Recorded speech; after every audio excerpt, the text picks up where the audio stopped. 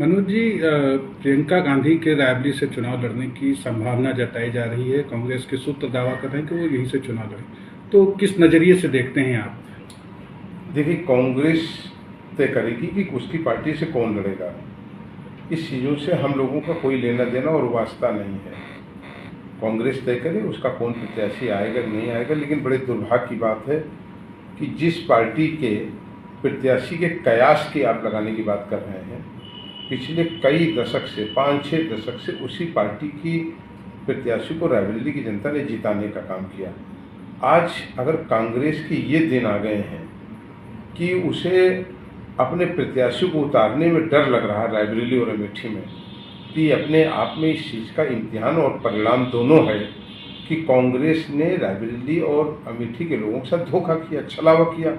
यदि उन्होंने जनता का काम किया होता तो आज ये कयास का शब्द का इस्तेमाल आपको न करना पड़ता।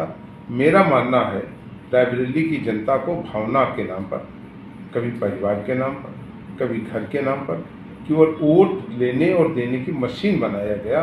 और मैं समझता हूँ रायबरेली की जनता आज वो तैयार बैठी है एक नए परिवर्तन के लिए, वो परिवर्तन जो उसने 1977 में भी करके दिखाया था।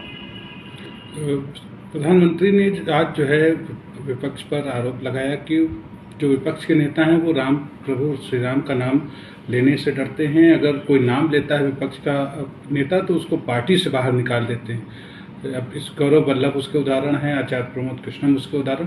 तो क्या मानते हैं कि विपक्ष को क्यों इस तरह का व्यवहार करती है, राम का नाम लेने से क्यों परहेज करती है? देखिए, भगवान प्रभु राम सबके हैं। भारत सनातन परंपरा का देश रहा है, ऋषि मुनियों का देश रहा है। एक विराट संस्कृति, सभ्यता और परंपराएं हमारे देश से निकल करके पूरे विश्व में गई हैं।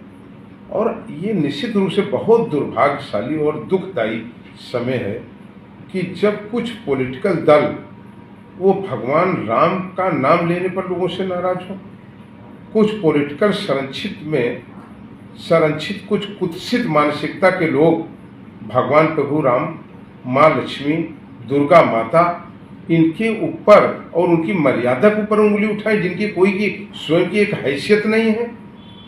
इसी उत्तर प्रदेश में एक व्यक्ति ने लगातार भगवान प्रभु राम, माँ लक्ष्मी, माँ दुर्गा के बारे में बोला और तब भी मनोज पांडे चुप नहीं बैठे हैं, उसका माकूल जवाब दिया है। हम सबका मानना है सनातन हमारी संस्कृति है, सनातन हमारा जीवन है, सनातन हमारी सोच है। और इसी सनातन के बहाने और इसी के सहारे हम आज गरीब, कमजोर, दलित, पिछड़े उन तमाम भाइयों को मदद कर पा रहे हैं, उनके साथ खड़े हो पा रहे हैं, उनके न्याय की बात कर रहे हैं। और फिर विपक्ष और पक्ष का सवाल नहीं है।